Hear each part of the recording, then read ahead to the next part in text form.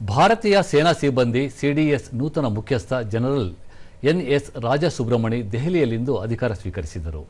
3 ಸೇನಾಪಡೆಗಳ ಯೋಧರಿಂದ ಸಿಡಿಎಸ್ ಗೌರವ ವಂದನೆ ಸ್ವೀಕರಿಸಿದರು. ಇದೇ ವೇಳೆ ರಾಷ್ಟ್ರೀಯ ಯುದ್ಧ ಸ್ಮಾರಕಕ್ಕೆ ಪುಷ್ಪ ನಮನ ಸಲ್ಲಿಸಿದರು. को श्रद्धांजलि अर्पित की।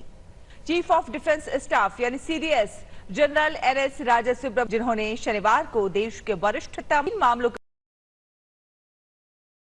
में सैन्य सलाहकार के रूप में कार्यरत थे।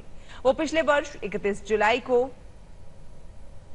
ಬಳಿಕ ಜನರಲ್ ರಾಜಸುಬ್ರಹ್ಮಣಿ ದೇಶದ ಸಾರ್ವಭೌಮತೆ ಕಾಪಾಡುವಲ್ಲಿ ಮತ್ತು ರಾಷ್ಟ್ರೀಯ ಸುರಕ್ಷತೆ ನಿಟ್ಟಿನಲ್ಲಿ ಸೇನಾಪಡೆ ಸದಾ ಕಟಿಬದ್ಧವಾಗಿರಲಿದೆ ಎಂದರು. ಕಾರ್ಯಾಚರಣೆಯ ಉತ್ಕೃಷ್ಟತೆ, ಸಾಮರ್ಥ್ಯ ಹೆಚ್ಚಳ, ಯೋಧರು, ನಾವಿಕರು ಮತ್ತು ನಿವೃತ್ತ ಸೈನಿಕರ ಯೋಗಕ್ಷೇಮ ರಕ್ಷಣೆಗೆ ಅಗತ್ಯ ಕ್ರಮ ಕೈಗೊಳ್ಳಲಾಗುವುದು. ಸಶಸ್ತ್ರ ಪಡೆಗಳ ಆಧುನೀಕರಣ ಮತ್ತು 3 ಸೇನಾಪಡೆಗಳ ನಡುವೆ ಸಮನ್ವಯ ಬಲಪಡಿಸುವುದಕ್ಕೆ ಆದ್ಯತೆ ನೀಡಲಾಗುವುದು ಎಂದು ತಿಳಿಸಿದರು. Atmanirbharta and innovation.